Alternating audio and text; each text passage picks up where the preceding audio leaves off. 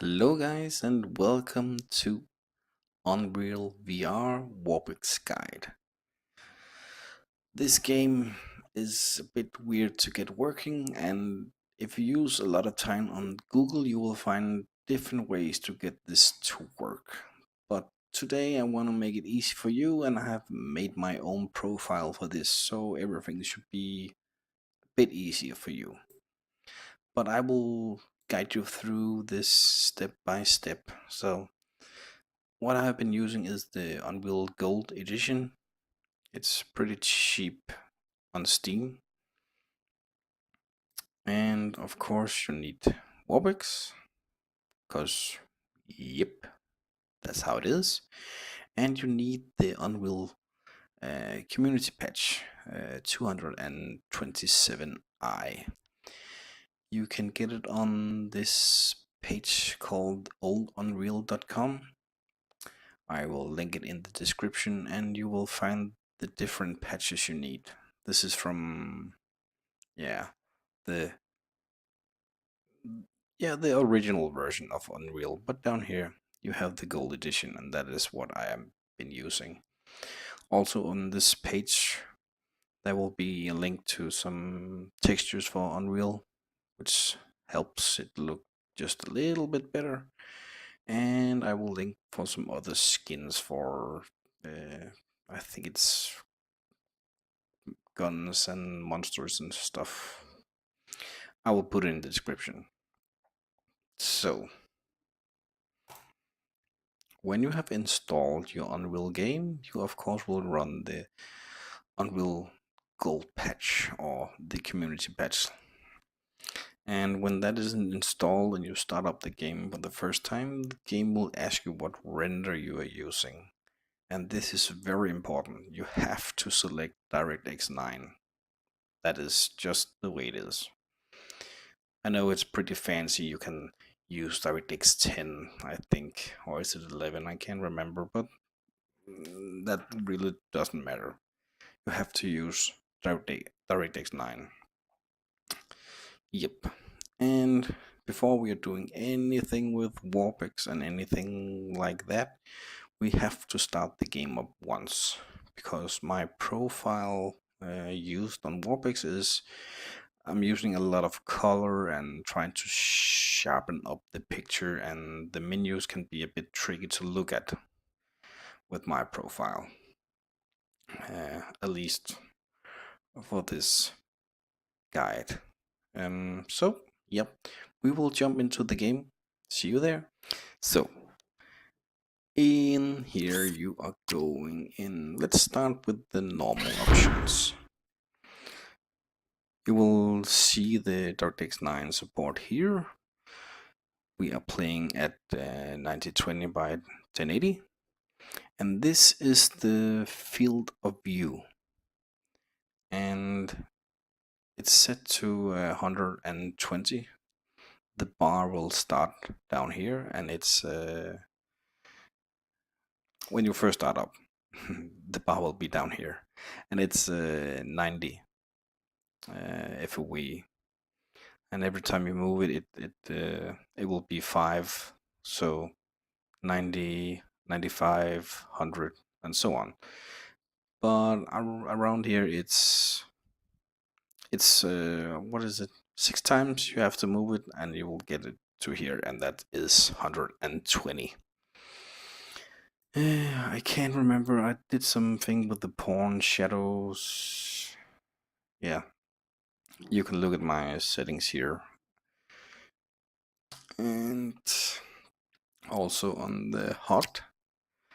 It's pretty hard to look at, so when you're playing with Vorpx, you cannot see how many bullets and life you have. So I just use the largest there is.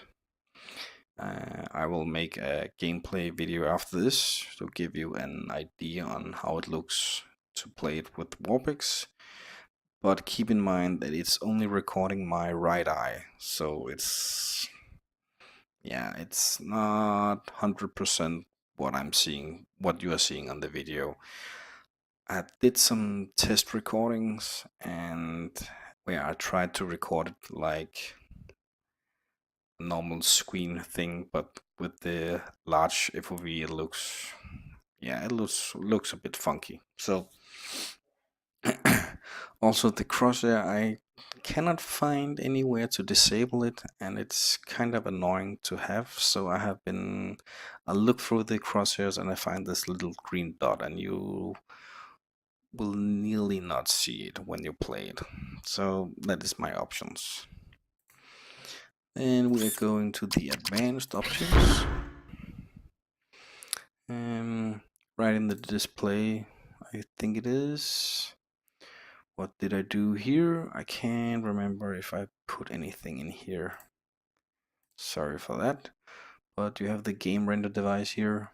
If you did choose another render, or you have the chance to take another. But the Radius 9 is what we will use. Game settings. There are some shadows here. I have they are false, so I made them true. So they are enabled. And there is one more. The projector decals. I put this on true as well. Can't remember if there anything on the render DirectX 9. Boop, boop, boop. Just a second. Yeah, that's something about the textures. When you have some of these ultra textures, you get these SSE. I think they are true when you install the patch, and I just enabled these. I'm not sure what they are doing, but yeah, this is just my settings. I also have to remember mouse smoothing is also enabled by default. I disable that, and I put my mouse sensitivity till 1.5.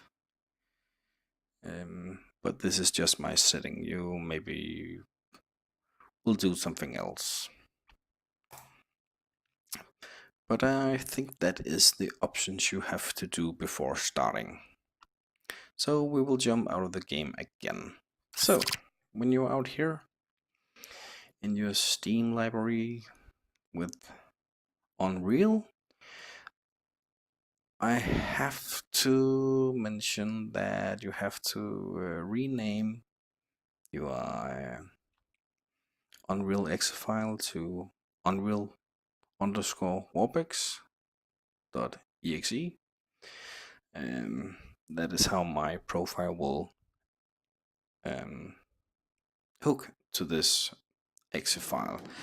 There will be a problem first time you start the game with Vorpx. It kind of resets all the settings sometimes, but you will have to go out of Unreal, close the Vorpx, start up the game again, and into the settings. Usually it's just the resolution of the screen you have to set to this 1920 by 1080, and then exit the game, and yeah.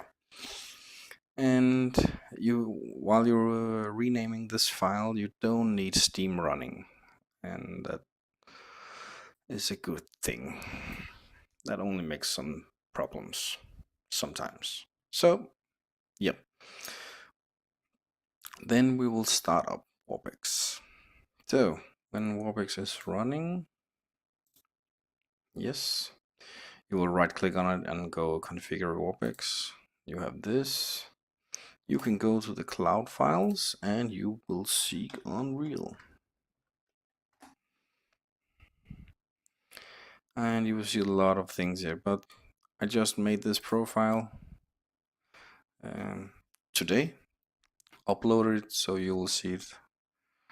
And it is in real 3D, so that is nice. I have made a description on how to get this working, but yeah, it doesn't show. I don't know why. But you click on this, click on import profile, and you will get it in your local profiles as well. just like this.